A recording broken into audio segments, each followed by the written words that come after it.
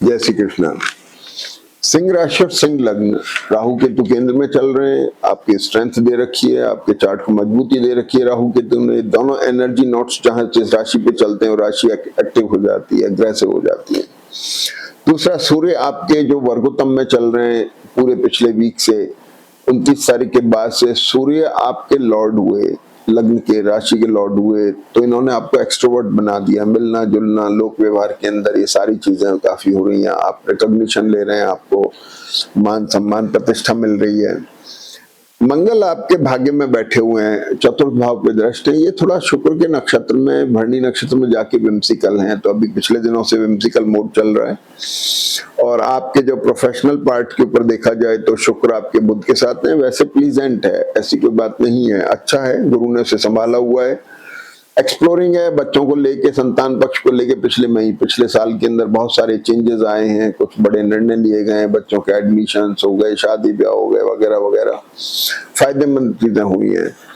अब इस वीक में देखें क्या हुआ। सबसे महत्वपूर्ण घटना तो आप सब जानते हैं कि गुरु का कर्क राशि में ट्रांजिट हो रहा है 2 तारीख के बाद से, जो 12 महीने रहेगा। यहाँ पे आपके द्वादश भाव में गुरु रहेंगे, इन्वेस्टमेंट्स कराएंगे और आपकी ट्रेवल करा सकते हैं, धार्मिक यात्राएं होंगी, ये चीजें। अब किसी के बच्चे पढ़ने के लिए विदेश जा रहे हैं, उनके लिए बहुत अच्छा वक्त है। वो खुद विदेश जा रहे हैं, उसके लिए बहुत अच्छा वक्त है।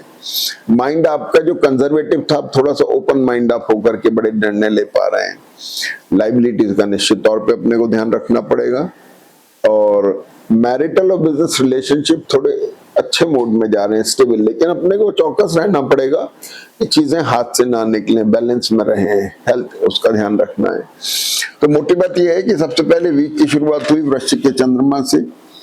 वृश्चिक का चंद्रमा यहाँ सूर्य के साथ में है और वृश्चिक के चंद्रमा जो है 1 तारीख को रहा और 1 तारीख के बाद में चंद्रमा 1 तारीख को ही शाम को 7 बजे करीब ये धनु राशि में आ गए। तो अगर हम 2-3 तारीख की बात करें तो 2-3 तारीख में चंद्रमा धनु राशि में गुरु से अब दृष्ट नहीं है, क्योंकि गुरु जो हैं ये यहाँ से राशि बदल लेते हैं, 2 तारीख को कर्क राशि में आ जाते हैं। यहाँ भी वर्गोत्तम में थे, यहाँ भी वर्गोत्तम में, गुरु की अच्छी पोजीशन है। एसेट का लिक्विडेशन होना, आपके एसेट का नए सिरे से कुछ एसेट का क्रिएशन होना, ये तारीख है। तो ये चंद्रमा यहाँ पर हट गए, धनु राशि में आ गए। धनु राशि में स्थिति ये है कि गुरु की दृष्टि शनि पर है और शनि की दृष्टि चंद्रमा पर है।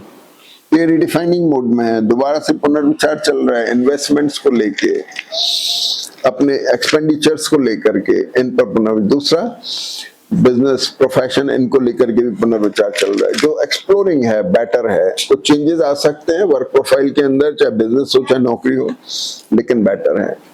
राहु से दृष्ट होके अभी भी आपका काम का बिजनेस, व्यापार या नौकरी थोड़ा विम्सिकल मोड में है। लेकिन सबसे खास बात क्या होती है कि 4 तारीख को चंद्रमा जब मकर राशि में आते हैं, मकर राशि का चंद्रमा 6ठे भाव में है, द्वादश होकर द्वादश पे दृष्ट है, गुरु भी है। तो एसेट किसी तरह का, जैसे शेयर मार्केट का काम करते हैं या गोल्ड सिल्वर का काम करते हैं, उन लोगों के लिए खास तौर पे छोटा सा चंद्रमा भी उनके एसेट लिक्विडेट करा देता है। आमतौर पे मोटे तौर पे जिन लोगों की बातें चल रही हैं वर्ष पर, वहां कुछ फाइनलाइजेशन हो सकता है। तो एसेट का लिक्विडेशन हो गया, ट्रेवल हो गई, कुछ एक्सपेंसेस हो गए।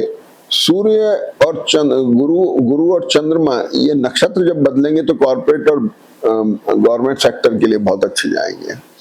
तो एक बहुत अच्छा साइन इसमें दिखाई दे रहा है। और 4 तारीख को 2-3 घटनाएं और बड़ी अच्छी हैं कि सूर्य चंद्र का एक बड़ा अच्छा कॉम्बिनेशन है, जो आपके प्रोफेशनल पार्ट पे बड़ा इंपॉर्टेंट घटनाक्रम दे रहा है, अच्छा रिजल्ट दे रहा है, कुछ बदलाव के संकेत दे रहा है। दूसरी बात, 4 तारीख को ही एक अच्छा समय ये आ रहा है जिसमें आप कोई नई मीटिंग्स वगैरह नई शुरुआत कर सकते हैं। 7:42 से 14:22 तक एक अच्छा टाइम है, इंपॉर्टेंट मीटिंग्स आप यहाँ रख सकते हैं, ये आपके लिए फायदेमंद साबित होगा। और इसके बाद सबसे ज्यादा घटनाक्रम जो इम्पोर्टेंट है वो आपके लिए यह है कि 5 तारीख को शुक्र मिथुन राशि में आ रहे हैं, शाम को 9:30 बजे के बाद से। और शुक्र जो आपका दशमेश हुआ, तो भाई आपके लिए तो बड़ा महत्वपूर्ण है, क्योंकि शुक्र आपका दशमेश है। दशमेश शुक्र मतलब प्रोफेशन, काम धंधा, कारोबार अगर ठीक है, स्टेबल है, तो भाई सब कुछ ठीक है। तो कुल मिलाकर के शुक्र का वर्गोत्तम में आना एक बहुत अच्छा लक्षण है आपके लिए, आपके काम को, बिजनेस को थोड़ा स्टेबल मोड में करेगा। मंगल भी जो भाग्य में बैठे हुए थे अब तक, भरणी नक्षत्र में अनस्टेबिलिटी ला रहे थे, विम्सिकल कैरेक्टर रखा, वो भी अब स्टेबल मोड में आ जाएंगे।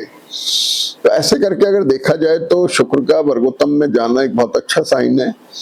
बुध के साथ में पैसा भी देंगे, इसमें कोई दो राय नहीं है। फिर चंद्रमा आ जाते हैं लास्ट में कुंभ राशि में, और कुंभ राशि में चंद्रमा राहु के साथ में, जो मैरिटल और बिजनेस रिलेशनशिप थोड़ा सा स्ट्रेसफुल बना रहे हैं। नौकरी पेशा है तो वर्कलोड आ सकता है, अगर धनपति कमजोर है तो कामकाज को संभालने की जरूरत है। स्पाउस के साथ रिलेशनशिप में थोड़ा ध्यान रखना है, उनकी हेल्थ का ध्यान रखना है, और नहीं तो ट्रैवल हो सकती है जिसकी वजह से डिटैचमेंट टेम्परेरी हो सकता है। ऐसे करके चीजें आ रही हैं। और अपने रिलेशनशिप में बहुत एक्सट्रोवर्ट नहीं होने की जरूरत है, थोड़ा इंट्रोवर्ट रहें, और एक्सट्रोवर्ट होकर कोई गलत निर्णय ना ले लें। नए बिजनेस टाइप्स में, नए मैरिटल टाइप्स में ध्यान रखने की जरूरत है। तो है, लेकिन इसके बावजूद भी जन्मपति बहुत अच्छे मूड में है। शुक्र का और गुरु का पोजीशन जो है ये बहुत इंपॉर्टेंट पोजीशन है जो आपके लिए फायदेमंद है। इसका भरपूर फायदा उठाइए।